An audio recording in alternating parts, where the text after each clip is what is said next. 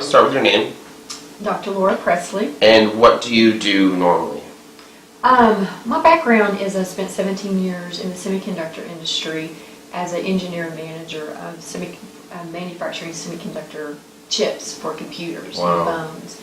So I have 4 U.S. patents in device technology, and I've authored peer-reviewed papers on device manufacturing technology. So my background really is kind of computer science, math, and physics. My PhD's in chemistry and physics. Wow. So you're pretty engaged with the devices we use in our life and everything that happens, and then how it works at the same time, with math being the universal language for this thing. Yes, that's a good way to say it.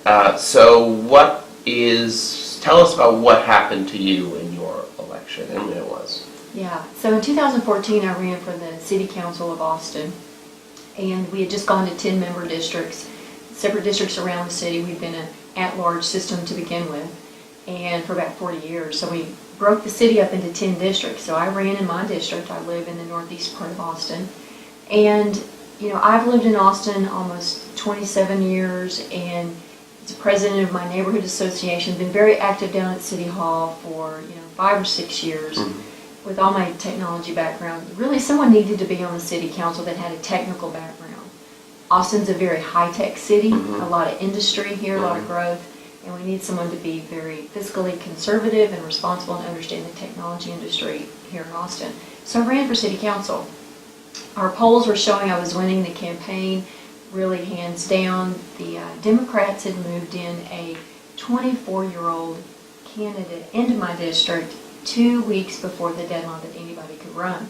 So he was not winning the campaign, nothing they could do to get this kid to win. And it was a very negative race. And we knew we won. The polls showed it. Whenever election results came in on election night, he supposedly beaten me 2-1, and I didn't believe it. I knew I won that race. You know how when you just know something? You just know you won. So I got up the next morning, started reading the election code. And, my background is computer technology, and I understand how these computers work, these electronic voting machines. I never had trusted them, but I never thought that there would be such corruption in a local city council race. I figured, it's not going to happen in presidential or congressional races, but not so much a local race. But that was not what happened. There was we found a lot of issues with the election. Just from a basic math standpoint, there were more ballots cast than names who had voted in almost every single precinct in my election. And that was the first flag that said something's wrong. Maybe 1 or 2 precincts could be off, but not almost every one. And that is a fingerprint of a computer hack. Because there's issues when you try to target a percent of what someone voted and you back calculate the number of voters. It never really matches up. So that was the first flag. So I got up and started reading the election code. What are the backup records that in Texas are required for electronic voting? And what's interesting, God bless the Texas legislature, because they've done a fabulous job at putting Band-Aids around this thing, the paper backup records. And what we started finding, we did a recount, and the county could not produce what's legally required for a recount in Travis County and in Texas. That was the first really big issue of the illegalities that are going on. So we filed the first lawsuit in the state of Texas, citing that you can't know what the results are when you don't have the backup records to prove what the computer said we voted. And what's interesting, when we did our recount, there were 2 kinds of ballots. There were paper ballots that were the absentee ballots that voters had cast, and those results showed an exact tie, 240 to 240, exactly 50%. So there was no victor in the paper ballot recount. But the 2-to-1 results came into play with the electronic. Okay, so that was really just not lining up with the paper records.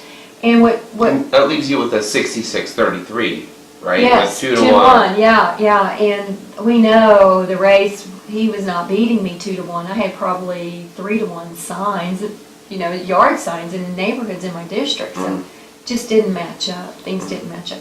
So the required legal records, one thing Texas required, there's 3 records that Texas requires for electronic voting. One is what's called a ballot image, an image of the ballot as you cast it on the voting machine. And the county could not produce that. They produced something else that just looks like a data structure with printed out one per page, and that's what they counted. And that was not a legal ballot. So that's part of our lawsuit.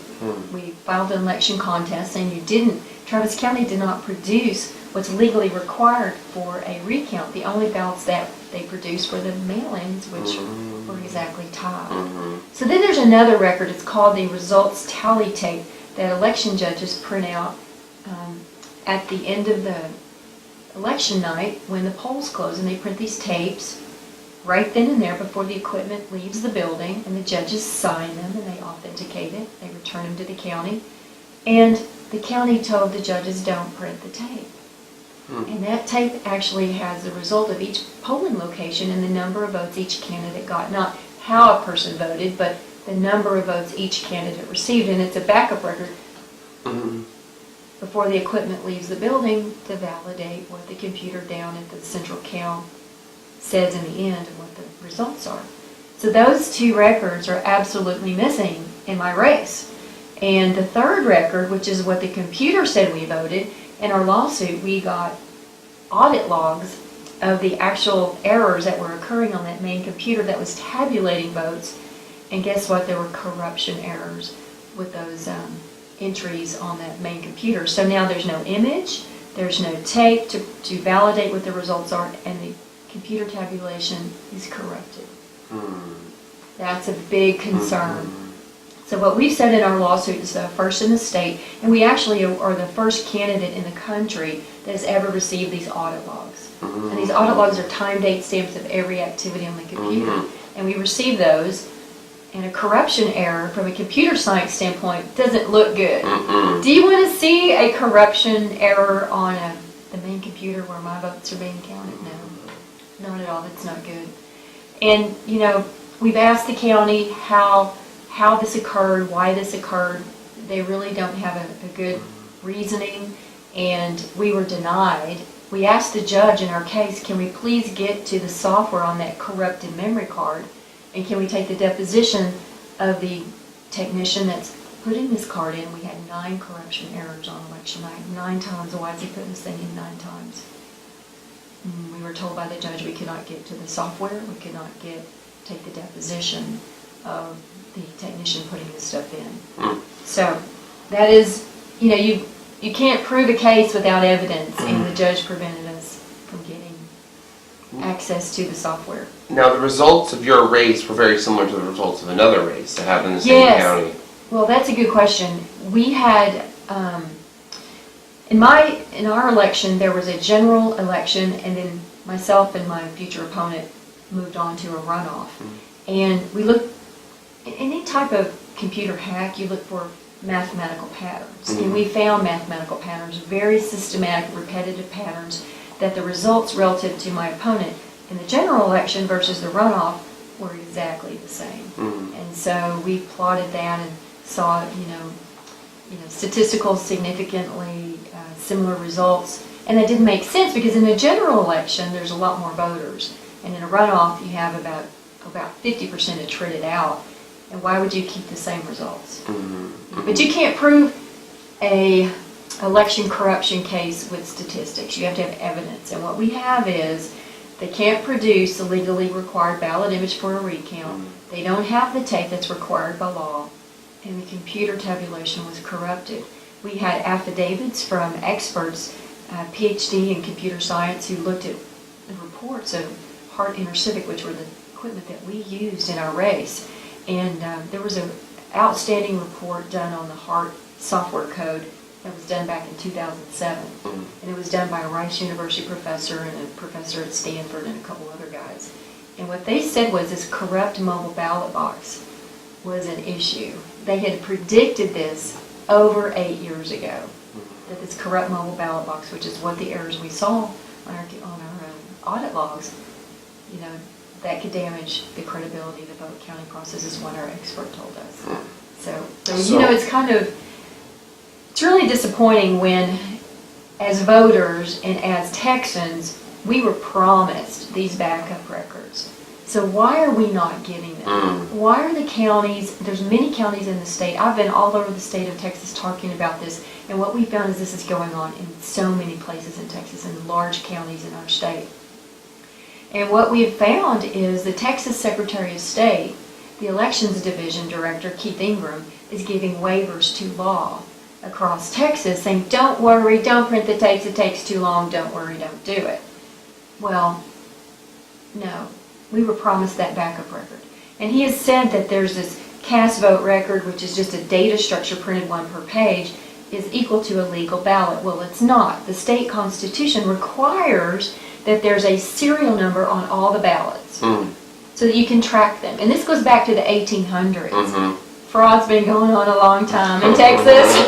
So even paper ballots can have, fraudulent issues. So the state constitution actually has a requirement that you have to trace these ballots, you have to have a serial number. And by, the Secretary of State's not enforcing the laws. So are we still the same Secretary of State in Texas? We change every couple of years with whoever's the governor. The governor appoints the Secretary of State. And there's an elections director under that. So there's a bureaucrat who's waiving law across the state, and I can't find anywhere in our state statutes that allow a bureaucrat to waive law. Interesting. Or to waive the Constitution. So we have put a lot of pressure around the state on the Secretary of State's office to follow the law to the letter. We're not above the law, nobody is. And so please can give the counties correct legal advice. We think the elections directors are giving bad legal advice across the state of Texas, and we're holding them accountable. So that's kind of... So you were running as a Republican first off? Well, actually, no. I ran in municipal races. They are nonpartisan. Oh, right. I'm a conservative. Okay. I'm a fiscal conservative. There's a lot of waste in our city, and I was trying to address those issues and try to bring some fiscal responsibility and budget accountability. I am currently a Republican precinct chair in my precinct. Fantastic. So my background is conservative, and So this goes to the Secretary of State all at the top, and it appears to be controlling results in Texas. And since the only people they're accountable to are the ones saying it's fine, there's no checks and balances on our election integrity. That's right. In Texas, the checks and balances have been waived by a bureaucrat, and we're not happy about it. You cannot do that. Now, electronic voting has its own issues. People don't. I've been all over the state. I've been from Midland to East Texas to North Texas to Galveston and anywhere and everywhere in between. And people do not trust electronic voting. They never have, but they didn't know exactly why. So we've shown them why and what the issues are. There were backup records that were promised to us, and now they've been waived. So we went from a system of using paper ballots to a system of electronic voting machines in the essence of easier, but there's requirements for all these extra records that become too complicated. So at a certain point, this just becomes a really expensive pencil. Yes, and a pencil that can be easily hacked. I mean, any computer can be hacked. To look at... That's why I said pencil instead of It's pen. a So pencil, yes. erase it. So, it's interesting, Target's been hacked, T-Mobile's been hacked, the State Department's been hacked, Hillary's been hacked. These are Windows 2000 software. And it is easy to hack these systems. So this is why the legislature wanted these backup records, and we don't have them now. So the checks and balances are gone. how much do you think that this is impacting the elected officials in Texas? There's no telling how it's impacting them. Without these backup records, there's no security, there's no guarantee that the people that are holding office are the people voted for. There's no guarantee. So if this is true, in essence, there's no real way to trust the government that's being built for you essentially. They're building a government as they choose based on this Yes. legislation. So is there any solution besides switching completely to paper ballots again and Well- hand counts? Well, what I've said is we need to follow our laws, Mm. and we're not doing that. And when you don't follow the current statutes, corruption can blossom. You just waltz in, waltz across Texas, can just waltz in. And so that's the first thing. We have to follow the laws that we have on the books, and we're not doing that most basic thing. And then, you have to really look at a bigger picture kind of more strategically. That's a tactical solution. Fix it now, follow the laws. How hard can that be? That was what was intended. But then there's a bigger strategic vision out there. If these computers can be hacked so easily, what do we do? And what I've seen from an engineering standpoint, this is an engineering problem. You've got a large set of data, you have a lot of people, you have to get the right answer out of what the people are intending in their vote. But you cannot let the ballots leave the view of the public. When the ballots leave the view of the public, however they're cast, Whether it's electronic or just in the box. or in the box, that's when corruption can happen. When the voters and when the public cannot view the ballots continuously before the results are given out, that's the issue. So how do you do that? It's a big problem. I'm sure there's some sort of technical solution. We just haven't found it yet. Paper ballots, hand counted in front of the public is cumbersome. But you know what? If there's no technical solution that's not going to be easily hacked or can be hacked, how much fraud's okay?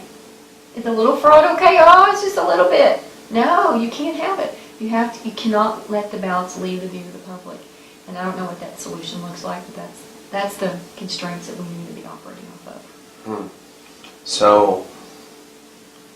So moving forward, where are you right now in your case? Yeah, so our case is the first in the state, is actually the first in the country, because we got one round of discovery in our lawsuit, and we got access to records that most people cannot get access to, these audit logs. And we got multiple sets of audit logs.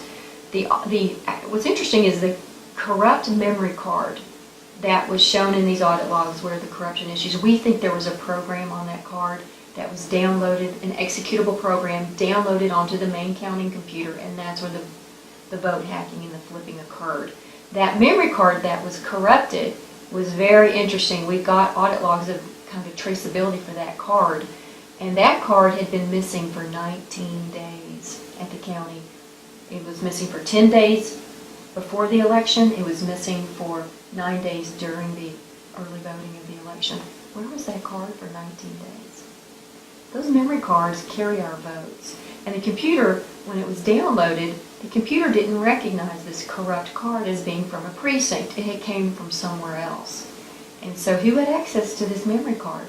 What's the security procedures at the county? Why was it missing for 19 days? Who had it? Who was potentially programming it? So we think we have very strong evidence. Our case was thrown out of court because of no evidence. And so we are currently in the appeal process. There was a deal on the table when at a hearing with a couple of our lawyers and our opponent's lawyer and the judge. And there was a deal that said we won't pursue sanctions if you will not appeal. We were sanctioned $40,000. Myself was sanctioned $40,000 for a frivolous lawsuit, and my lawyer was sanctioned $50,000 for a frivolous lawsuit. And the deal was they wouldn't pursue those sanctions if we would not appeal. And we said we're going to appeal. This is the most important thing in our country, our elections, and we have to hold these county officers, election officers, and state officers accountable. So my husband and I had this, our lawsuit right now is $250,000. That's where we are right now in the cost for this lawsuit. And my husband and I had a decision to make. Do we step up and take responsibility? Do we step back and be a victim? And we decided to step up and take personal responsibility. This is the most important thing there is in our country for these elections, because everything is based on that. It's the bedrock of our nation, and it has to be done right.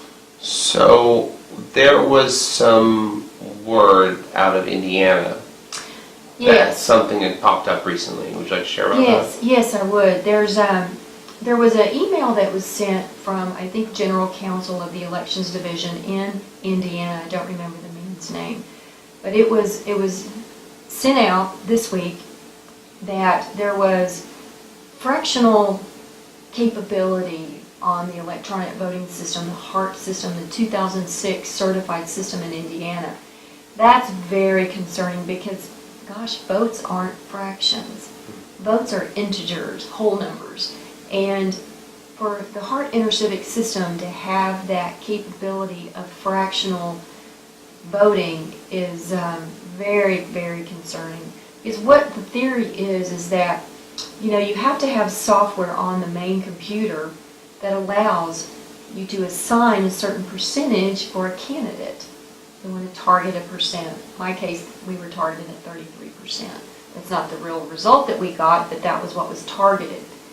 And every election is different. Different candidates, values may change, how much they want someone to get or not get.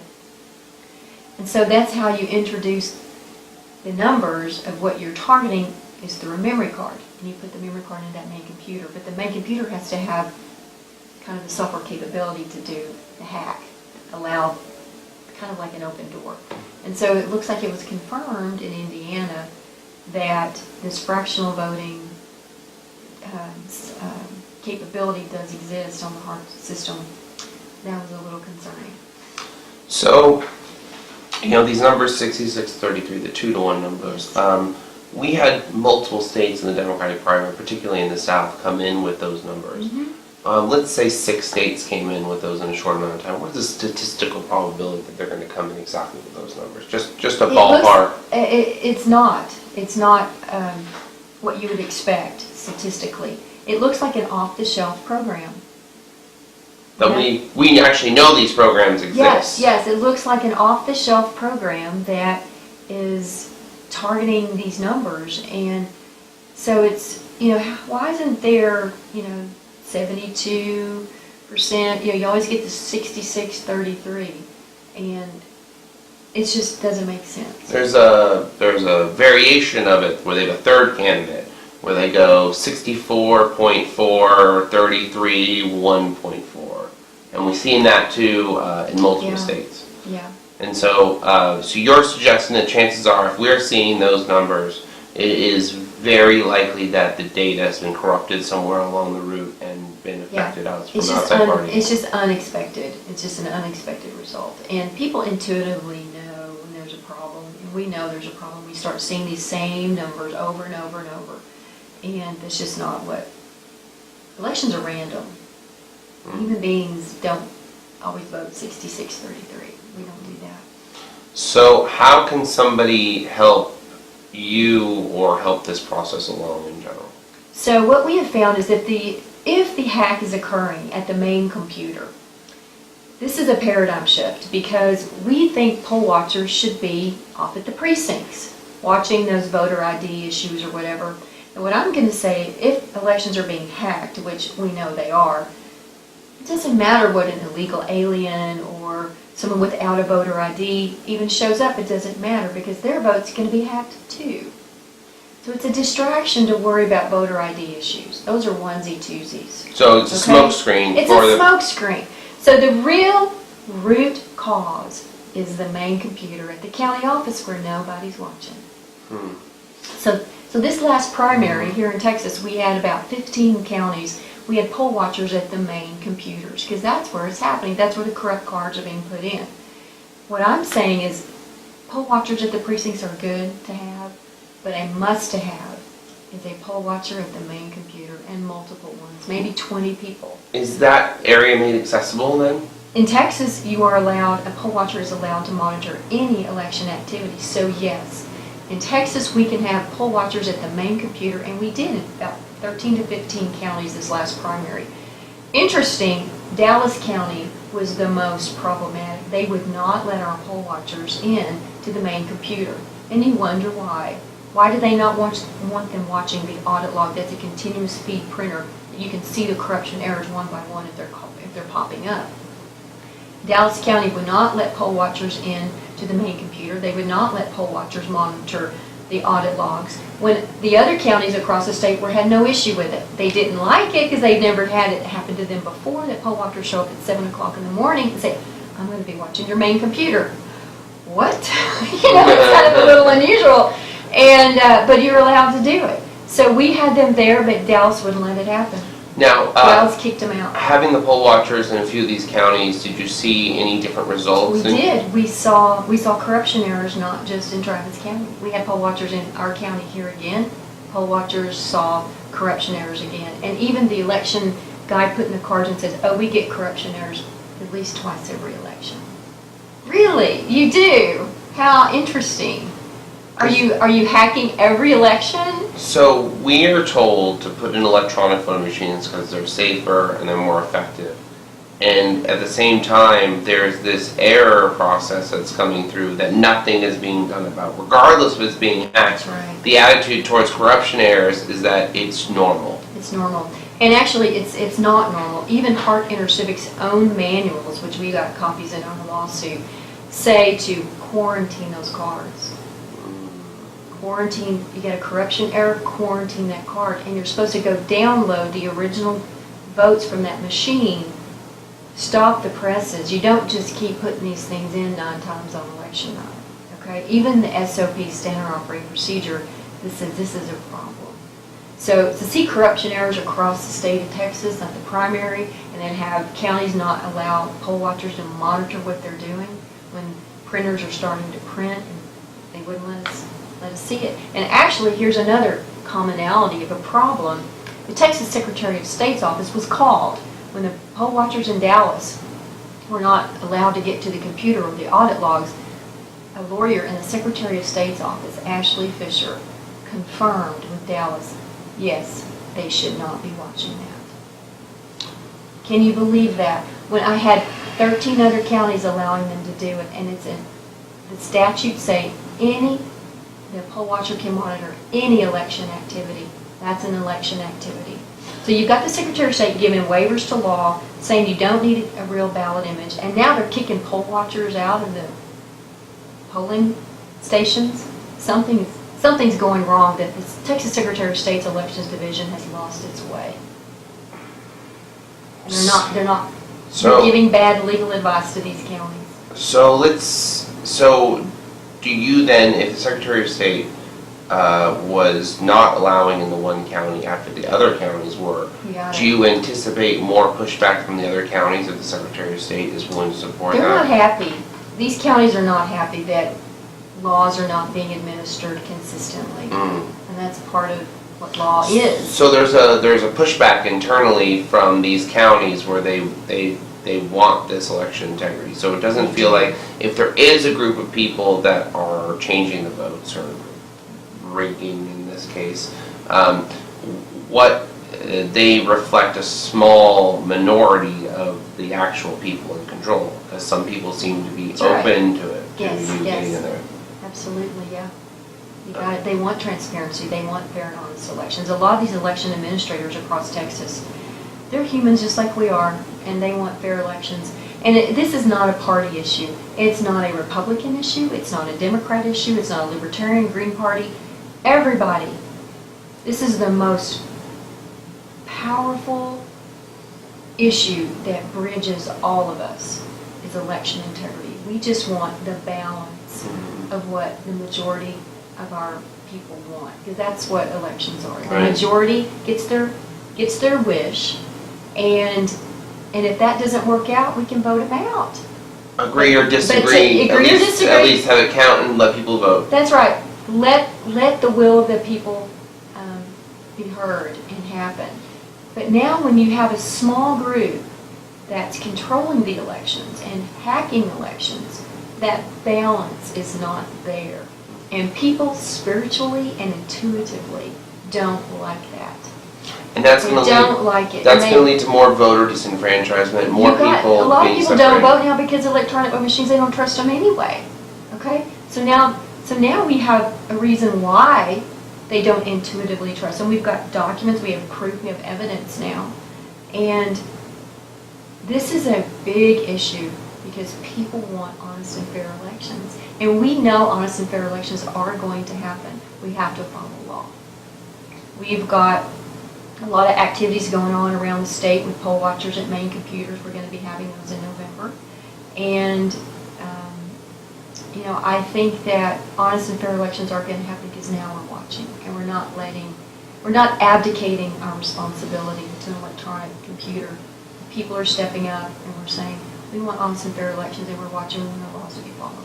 So the real solution here is that people need to get more involved with not just their candidates, but the actual election day processing, and not just the poll watching at the booths, but actually going to wherever they can get into the entire process, because wherever we ignore a step, that's where it's going to get altered. Yeah, that's where the checks and balances don't exist. If they don't exist, there's no guarantee that the results are right. So this is going to be a problem that the people themselves have to step up and fix, because that's right. That's the only way. That's right. So you do see a solution somewhere in this, even though it seems a little hopeless. Oh, it's not hopeless. There's a lot of power we have as human beings, and we just have to step up and take responsibility for that.